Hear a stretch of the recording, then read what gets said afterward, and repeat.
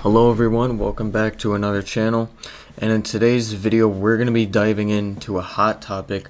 Why are some players, or maybe it's just the Fortnite community itself, feeling like Fortnite is reaching its downfall, or more so going downhill? So before I say to you guys why I think that Fortnite is going downhill, or reaching its downfall for that matter, let me give you guys a bit of context if you guys haven't been playing Fortnite for too long. It has been 8 years since Fortnite has first released, and ever since then, Fortnite has catastrophically evolved.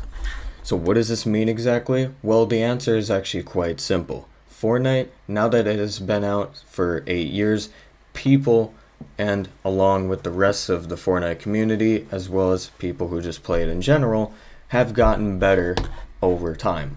So during the initial phases of Fortnite Battle Royale's popularity, most players were casual and the term sweaty wasn't even a thing and it wasn't widespread. Players focused on fun, exploration, and casual wins. But as time goes on, back in 2018, as Fortnite grew, especially with the introductions of tournaments like the Fortnite World Cup qualifiers and other competitive events, a subset of players began to develop highly refined skills. Popular streamers and pro players showcased their aggressive, high-skilled gameplay, which led to a new player mentality. So they strived for more competitive and serious gameplay. But as late 2018 began to roll around, the term sweaty started to become used more frequently in the community to describe players who played very aggressively and started taking fights very seriously. So these players were often perceived as trying too hard or being overly difficult to defeat, which sometimes frustrated casual players. And by 2019 began to roll around, sweaty had become a common and popular term amongst players. So especially on forums like Reddit, Twitter, and in-game chat, many casual players and streamers complained about sweaty opponents ruining their experience, feeling overwhelmed by highly skilled players who would just aggressively third-party fights or spam builds. However, popular streamers like Ninja or Tfue and other showcased high-skilled gameplay, further popularizing the sweaty mentality.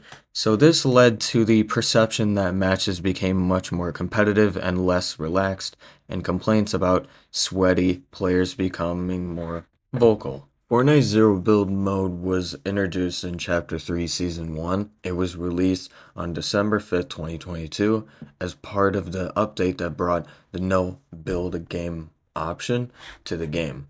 Now, the primary purpose of Fortnite Zero Build was to provide a different gameplay experience that more focused on combat skills, positioning, and strategy without the reliance on building structures. So traditionally, Fortnite is well known for its building mechanics, which players use for defensive mobility and gaining tactical advantages. Zero build mode eliminates this element, creating a more straightforward gunplay focused environment similar to the other battle royale shooters. And ever since Zero Build has been out or has been released, primarily there have been way too many game modes, and I will give you guys an example for this.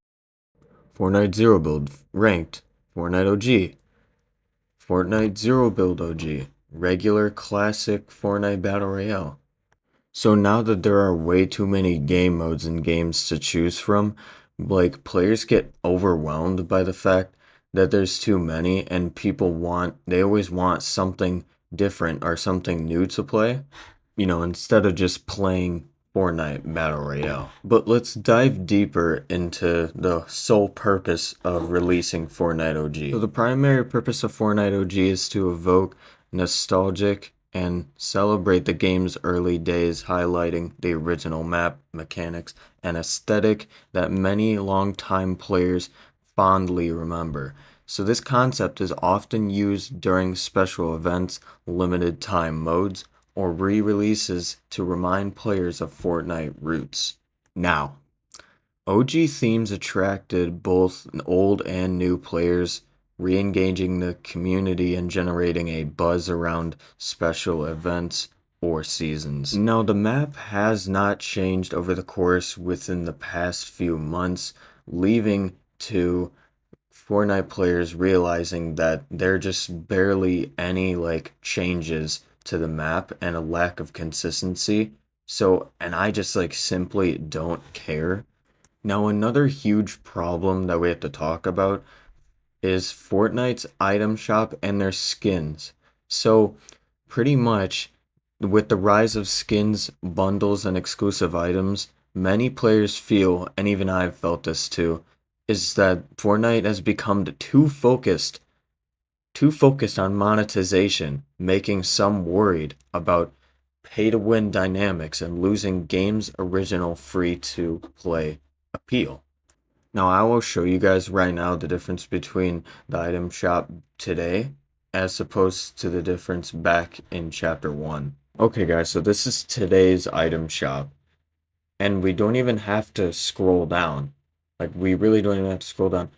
Like, we could just look at the filters for all of these skins, for all these choices that we have. Look at how many choices that we have, and that's including the iconic skins. So let's just scroll down a bit to see, like, just to show you Psycho Bandit, Dragon Ball, and then another set for Dragon Ball, Nike, Battle Bus, Victory Vibes, Fantastic Four, Get Your Kicks, Marvel, Battle Ready, The Incredibles, Jam Tracks, Endo, Ford Mustang, Fast and Furious, Vehicle Accessories, Bruno Mars, N&M, Fortnite Cruisin' Passes, including Music Pass, Fortnite OG, Lego Pass, and the classic Battle Royale Pass, and all these bundles. Now let's take a look at what the Fortnite item shop looked back in chapter 1. So this right here is what it looked like. And back then, I think it was a lot more better because there weren't as many choices. Now, there is one more problem that we need to discuss, and that happened in Chapter 1, Season 7. So it first started off with the Infinity Blade that this guy picked up, and it would essentially drop all your weapons, and you will see in just a second how OP this sword really was.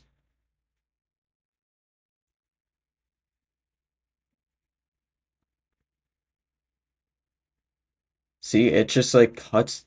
See how OP it is? Like, I can see why people wanted it to be like removed. Because oh no, he's gonna wait. He's gonna kill somebody else. Dude, look at how OP that was. It just immediately like sliced through him. Now, another OP item that they added in Fortnite was back in Chapter 1, Season 10 when they added the mechs in Fortnite, and I will show you how OP this really was and why people wanted it to remove to begin with. Okay, guys, let's see how OP this really is. Damn. You see how OP that is? Like this is why a lot of people have like stopped or like just generally quitted Fortnite because they have to deal with certain things like this, and with Fortnite adding like stupid like OP items like this. Now that I've stated all the reasons why I believe that Fortnite is going downhill, I believe that there's another question that has been raised, and that is there still hope for Fortnite? And I believe, yes, there is. But there has to be a lot of changes. And I think that they should just not add as many skins, you know, and just focus on Battle Royale and stick to that. And if you guys enjoyed this video and enjoyed my commentary on this, and if you agree, please leave a thumbs up in the comments and I'll see y'all in the next one.